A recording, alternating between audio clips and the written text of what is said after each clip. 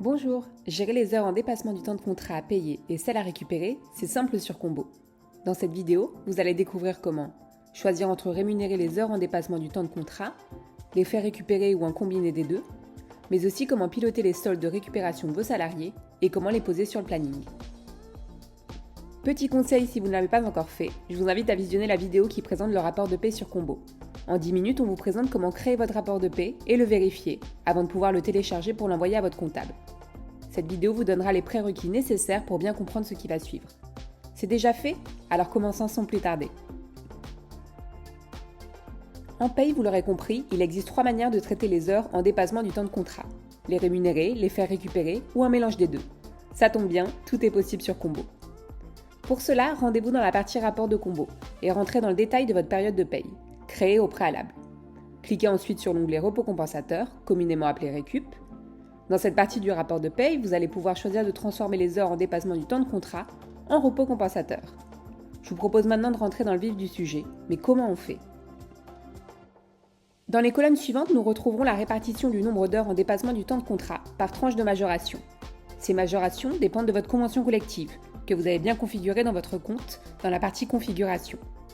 Ensuite, la répartition du nombre d'heures en dépassement du temps de contrat se fait automatiquement en fonction des heures renseignées sur le planning et incluses dans la période de paye.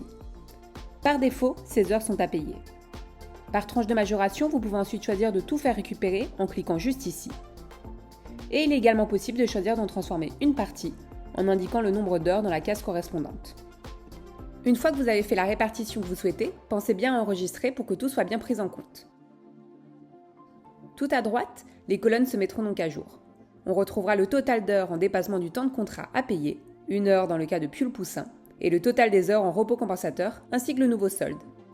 Au niveau de l'onglet des heures travaillées du rapport de paye, les heures en dépassement du temps de contrat se mettent à jour, et vous voyez uniquement le reste des heures en dépassement du temps de contrat à payer.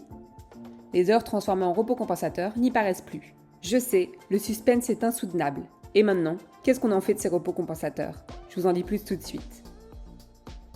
Lorsque vous avez transformé des heures en dépassement du temps de contrat en repos compensateur, le solde disponible se met automatiquement à jour sur le profil du salarié et dans le solde de repos compensateur sur le planning. Sur le profil, depuis l'onglet congé et absence, cliquez sur la partie repos compensateur.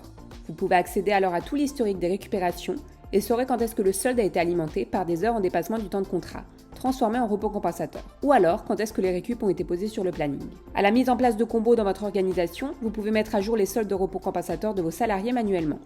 Il faudra bien indiquer le montant d'heures en décimales et ajouter la mention que vous souhaitez, et le tour est joué. Les soldes de repos compensateur de vos salariés seront d'équerre et vous pourrez leur faire bénéficier de récup directement sur le planning. D'ailleurs, parlons-en du planning. On peut voir ici le compteur de repos compensateur disponible à date en dessous du nom des salariés.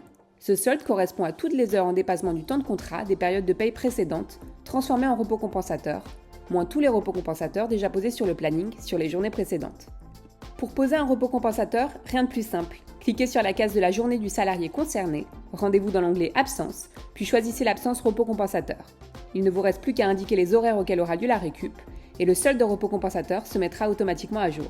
Facile, non? Afin de piloter au mieux les repos compensateurs de vos salariés, vous pouvez télécharger un export à date des soldes de repos compensateurs depuis l'onglet Rapport. Cet export renseigne le solde du compteur indiqué dans le profil de chaque salarié à la date du jour de téléchargement. Il comprend les soldes de repos compensateurs de tous vos établissements confondus, triés par établissement.